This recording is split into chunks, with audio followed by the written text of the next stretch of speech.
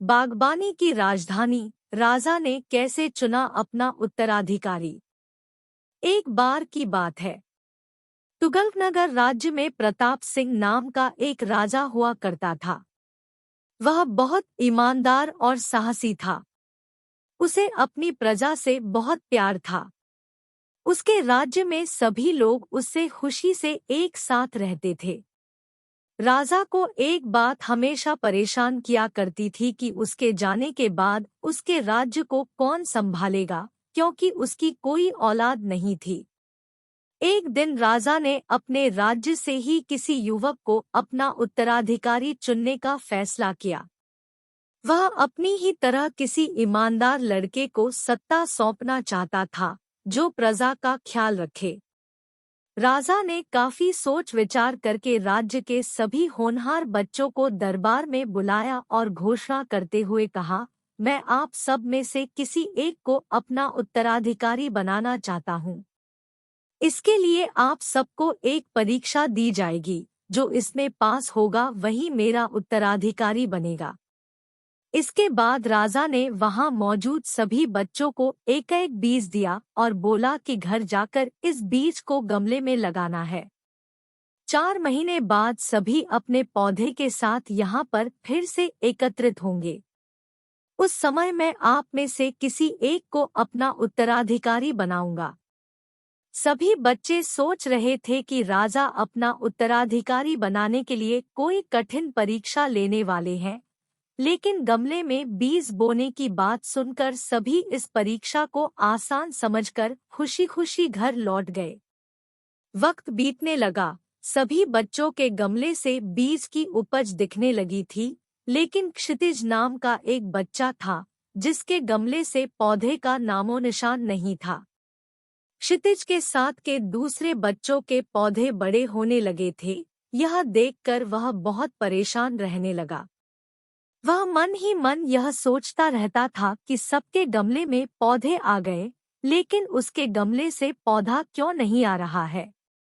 उसने सोचा कि हो सकता है उसका पौधा उगने में अधिक समय ले, इसलिए उसने हार नहीं मानी और वह पूरी मेहनत और लगन के साथ गमले की ओर ज्यादा देखभाल करता। धीरे धीरे 4 महीने बीत गए, लेकिन क्षितिज के गमले से कोई पौधा नहीं आया। वहीं ज्यादातर सभी बच्चों के गमले में पौधे निकल आए। कुछ बच्चों के पौधों में तो फूल और फल भी दिखने लगे। राजा के पास जाने का समय आ गया।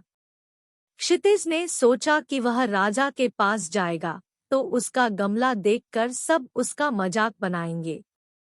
कोई उसकी बात पर विश्वास नहीं करेंगे कि वह हर दिन गमले में पानी देता था व उसकी देखभाल करता था। क्षितिज की माँ ने उसे समझाया और कहा कि नतीजा कुछ भी आया हो, लेकिन तुम्हें राजमहल उनका बीज लौटाने जाना चाहिए। जो होगा देखा जाएगा। माँ के समझाने पर क्षितिज मान गया और खाली गमला लेकर राजमहल पहुंचा। वहां उसने देखा कि सभी के गमले में सुंदर सुंदर पौधे दिखाई दे रहे थे और सभी बहुत खुश थे। उसका गमला देखकर सभी हंसने लगे और अपनी मेहनत का बखान करने लगे। वह चुपचाप आंखें नीचे किए शर्म से बैठ गया। इतने में राजा आए और सभी के गमलों को ध्यान से देखने लगे। जब वह क्षितिज के गमले के पास पहुंचे तो उन्होंने पूछा, यह किसका गमला है? क्षितिज जी मेरा। राजा तुम्हारा गमला खाली क्यों है? क्षितिज मैं रोजाना इसको पानी देता था। मैंने इसकी बहुत देखभाल की, लेकिन इसमें से पौधा नहीं निकला। राजा आओ मेरे साथ। क्षितिज राजा द्वारा बुलाने पर डर गया, लेकिन उसे राजा की आज्ञा माननी ही थी। वह धीरे धीरे राजा की तरफ आगे बढ़ा। राजा उसे सिंहासन के पास ले गए और बोले, तुम ही इस राज्य के असली उत्तराधिकारी हो। राजा के इस फैसले से वहां मौजूद हर कोई हैरान रह गया। राजा ने कहा, मैंने जो बीज दिया था वह नकली था। उससे पौधा आ ही नहीं सकता था। आप सबने बीज बदल दिया, लेकिन क्षितिज ने ईमानदारी के साथ 4 महीने मेहनत की और अपनी असफलता स्वीकार करते हुए मेरे सामने खाली गमला लाने का साहस दिखाया। क्षितिज में वो सारे गुण हैं जो एक राजा में होने चाहिए।